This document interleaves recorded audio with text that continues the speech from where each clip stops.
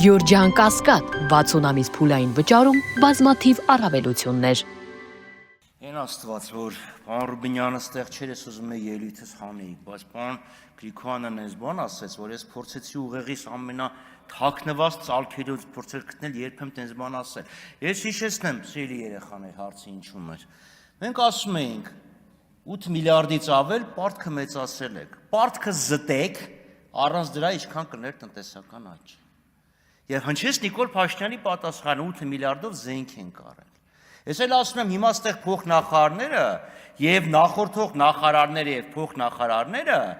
ասում էին պարտք տվեք, որ այս անենք, այն անենք, այս անենք, տարբեր բաներ անենք։ Հիմա Նիկոլ Փաշինյանը կառավարության ղեկավարն ասում է, չէ ինչ որ ասում էին, սուտ է, զենք եմ առել։ Ես ընդհանրապես առաջարկել եմ մի հատ կողմնորոշվել, որտեղ ոչ կիսահղի են լինում, ոչ էլ կիսա ճշմարտախոս։ Մի հատ կողմնորոշվեք, այդ 8 միլիարդը գնացել է զենքին, եթե 8 միլիարդ զենքի գնացած լիներ, հիմա մենք արդեն լուսնի վրա լազերային թնդանոթներ դրած կլինեինք։ Այդ է եղել ամբողջ խոսակցությունը։ Ես չգնեմ Ադրբեջանը ինչ արել, դուք եք իրանց այդ ջերմ հարաբերությունների մեջ զանգեք հարցրեք։ Լավն է, սում պարոն Գրիգորյան, ես պիտի խնդրեի իմ խոսքերը,